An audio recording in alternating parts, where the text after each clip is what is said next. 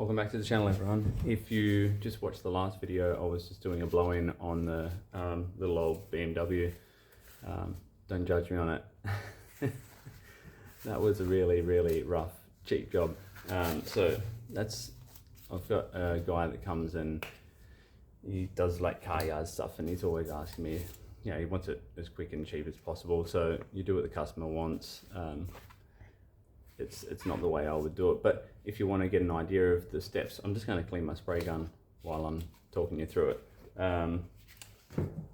Basically, wherever you've got like the little patch, I didn't even sand most of that. You just saw me just quickly scuff the end of the bar because I was blowing the corner of the bar and the quarter, and I'm like, it's going to overlap, so we might as well just quickly give it a scuff and clear over it. Makes it easier for the blend. You want more space, so like imagine like, well, as an example, imagine this is the repair and your screen is the door. You don't want to just flick the color to there, okay? Because what's going to happen is you'll see the color difference. So you'll flick like your first coat, and then the next coat you'll take a little bit further out, third coat take a little bit further out again. So you want to try and avoid getting that last bit of the panel with the color, so that way when you clear the panel you don't notice where the door meets the next door a color difference. Yeah, so you're just slowly stepping each coat out. So I just rather rub a lot further than I need, so that way I know I can easily transition that blend through, and then when I clear it I've got no dramas. So yeah, so that's the idea. So what you first saw there, I used a UV primer because he came to me saying he had I'd done a quick little bog repair on it for him, and then he said he was going to paint it, but then he said it kept frying up when he was using acrylic. You don't know how they're going to respond with other paint products, so a lot of the time you'll get fry ups when you're using acrylic and stuff like that. And so I wanted to seal that off.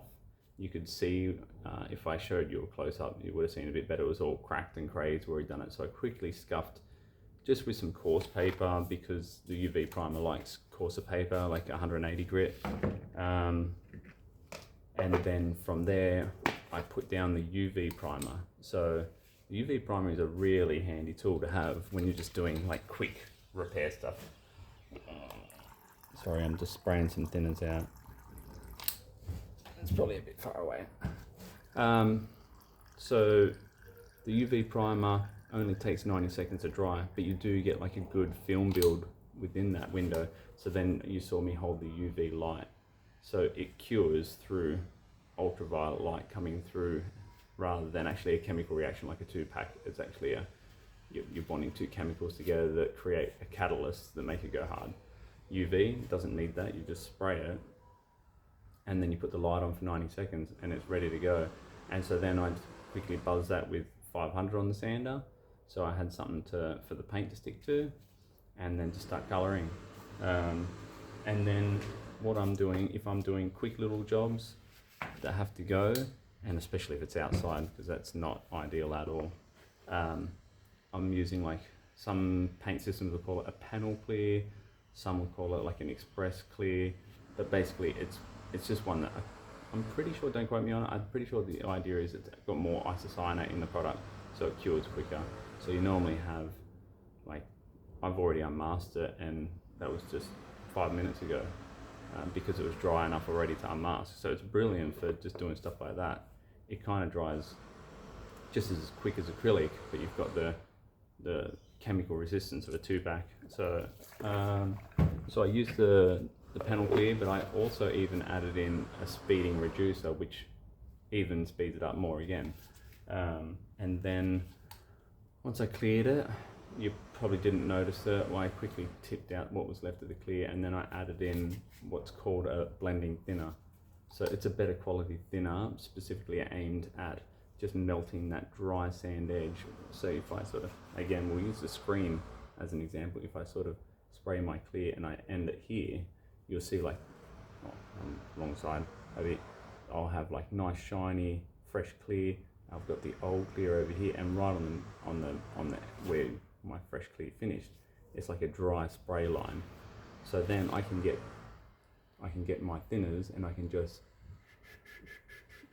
blend over that little bit there, and it melts in, and it really, like, you'll just see it just sort of flow out that dry, and then you almost, if you do it well, you barely even have to touch it with the buff. So it's a really good product.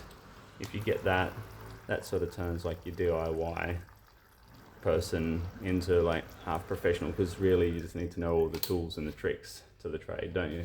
So a blending thinner for 2-pack, when you're trying to blend it out into the middle of a panel, is the best. And I normally I'll put one coat on very light. You just wash a little light spray, watch it for like 10-15 seconds. It'll really flow. You don't want to rush it.